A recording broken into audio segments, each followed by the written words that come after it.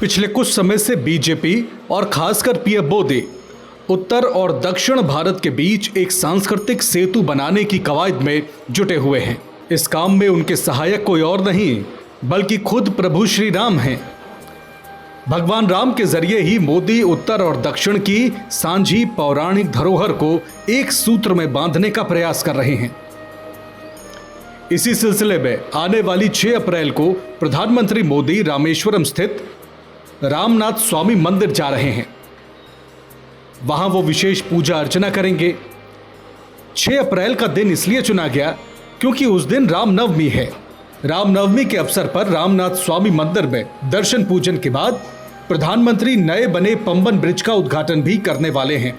ये पुल साल 1914 में बने पुराने और जर्जर हो चुके पुल की जगह लेने जा रहा है, जिसे 2022 में बंद कर दिया गया था। न्यू पंबन ब्रिज से रामेश्वरम की रेल कनेक्टिविटी बेहतर होगी। जाहिर है ये पंबन ब्रिज हर साल रामेश्वरम जाने वाले लाखों श्रद्धालुओं के लिए किसी तोहफे से कम नहीं है। मतलब ये कि अगले महीने की 6 तारीख को न सिर्फ राम भक्तों बल्कि तमिलनाडु को भी पीएम मोदी एक बड़ा तोहफा देने जा रहे हैं और इसके लिए उन्होंने खास रामनवमी का दिन ही चुना है। आखिर क्यों रामेश्वरम को मिलने वाली इस बड़ी सौगात के लिए रामनवमी का दिन ही चुना गया? जिस रामनाथ स्वामी मंदिर में पीएम दर्शन करेंगे उसकी खासियत क्या है और क्या उत्तर दक्षिण के बीच संबंधों की डोर मजबूत करने के प्रयासों का कोई राजनीतिक मकसद भी है? ये सब आपको बताएंगे। पहले आपको उस पंबन ब्रिज की खासियत से रूबरू कराते हैं जिसका उद्घाटन पीएम मोदी करने जा रहे हैं। दरअसल पिछले साल नवंबर में रेल मंत्री अश्विनी वैष्णव ने इस पुल के बारे में ट्वीट करते हुए बताया था कि ये भारत का पहला वर्टिकल लिफ्ट रेलवे सी ब्रिज होगा। उन्होंने कहा था कि 1914 में निर्मित पुराने पंबन रेल पुल ने 105 सालों तक मुख्य भूमि को रामेश्वरम से जोड़ा था। दिसंबर 2022 में जंग लगने के कारण इसे बंद कर दिया गया। इसकी जगह अब आधुनिक न्यू पंबन ब्रिज तैयार हो रहा है जो कनेक्टिविटी के एक नए युग की शुरुआत करेगा। इस ब्रिज को आखिर क्यों मॉडर्न इंजीनियरिंग का कमाल माना जा रहा है, आइए ये भी जान लेते हैं। ये पुल करीब 2.5 किलोमीटर से ज्यादा लंबा है और इसे 535 करोड़ की लागत से तैयार किया गया है। इसे तेज गति से चलने वाली ट्रेनों और बढ़े हुए ट्रैफिक को संभालने के लिए खास तौर से डिजाइन किया गया है। रामेश्वरम हिंदू श्रद्धालुओं के लिए एक महत्वपूर्ण जगह है जहां हर साल लाखों लोग दर्शन करने आते हैं। ये नया पुल तीर्थयात्रियों की यात्रा को और अधिक सुविधाजनक बनाते हुए पर्यटन को भी बढ़ावा देगा, जिसकी वजह से स्थानीय अर्थव्यवस्था को गति भी मिलेगी। 6 अप्रैल को रामनवमी के दिन पीएम मोदी जिस रामनाथ स्वामी मंदिर में दर्शन पूजन करने के लिए जा रहे हैं उसकी विशेषता क्या आप जानते हैं? अगर नहीं तो आज हम आपको तमिलनाडु के इस भव्य और दिव्य मंदिर के बारे में बताते हैं। इस मंदिर में पूजे जाने वाले मुख्य देवता श्री रामनाथ स्वामी हैं, जो भगवान शिव का एक रूप है। ऐसी मान्यता है कि इस मंदिर में शिवलिंग की स्थापना और पूजा खुद भगवान राम और माता सीता ने की थी। ये मंदिर सबसे लंबे गलियारे में से एक है जो अपनी सुंदर वास्तुकला के लिए भी प्रसिद्ध है। पिछले साल अयोध्या में रामलला की प्रतिष्ठा कार्यक्रम से पहले पीएम मोदी ने 11 दिन का उपवास रखा था। उस दौरान उन्होंने देश के कई तीर्थों में दर्शन किया था, जिनमें तमिलनाडु के रंगनाथ स्वामी और रामनाथ स्वामी मंदिर भी शामिल थे।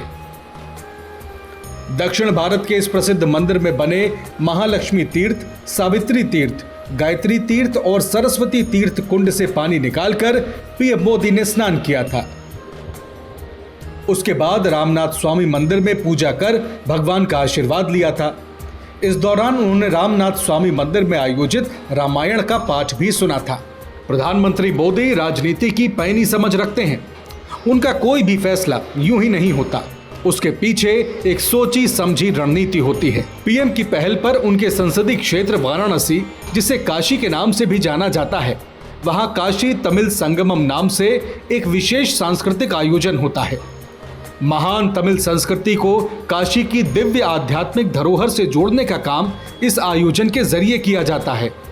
बीजेपी का मानना है कि पीएम मोदी के ये प्रयास भाषा और उत्तर भारत दक्षिण भारत के भेद से ऊपर उठकर एक भारत श्रेष्ठ भारत की संकल्पना को पूरा करने के लिए हैं। हालांकि दूसरी तरफ राजनीति के जानकार इसे बीजेपी की तरफ से तमिलनाडु की सियासी जमीन पर अपने पांव जमाने के प्रयासों के रूप में समझने की कोशिश करते हैं। दक्षिण के कर्नाटक और तेलंगाना में मजबूत पकड़ बनाने में कामयाब बीजेपी के लिए तमिलनाडु किसी अभेद्य दुर्ग से कम नहीं है। 2024 के लोकसभा चुनाव में बीजेपी को तमिलनाडु की जनता से बड़ी उम्मीदें थी। पीएम मोदी ने तमिलनाडु में एक के बाद एक अपनी पार्टी के प्रभाव वाली सीटों पर कई रैलियां की। 4 जून को आए नतीजों में तमिलनाडु की किसी भी सीट पर कमल तो नहीं खिला, लेकिन प्रदेश अध्यक्ष के अन्नामलाई के प्रयासों से BJP Chennai central, Chennai south, Nilgiri, Tirunelveli, Kanyakumari और कोयम्बटूर जैसे इलाकों में अपना जनाधार बढ़ाने में सफल रही। आंकड़े बताते हैं कि 2019 के मुकाबले 2024 में बीजेपी को वोटों की हिस्सेदारी में 7.58% की बढ़ोतरी दर्ज की गई। 2019 में बीजेपी को 3.62% वोट मिले थे, लेकिन 5 साल बाद 2024 में ये आंकड़ा उछलकर 11.24% पर पहुंच गया। ये स्थिति तब थी जब बीजेपी और एआईएडीएमके का गठबंधन चुनाव से साल भर पहले ही 2023 में टूट गया था। बावजूद इसके बीजेपी अकेले दम पर 9 लोकसभा क्षेत्रों में दूसरे नंबर पर रही थी। इन इलाकों में उसने एआईएडीएमके को तीसरे पायदान पर पहुंचा दिया था। तमिलनाडु में अगले साल विधानसभा चुनाव होने हैं। बीजेपी को उम्मीद है कि लोकसभा चुनाव में भले ही वो सीटें निकालने में कामयाब ना हो पाई हो, लेकिन बढ़े हुए वोट प्रतिशत ने उसकी सियासी उम्मीदों को भी बढ़ा दिया है।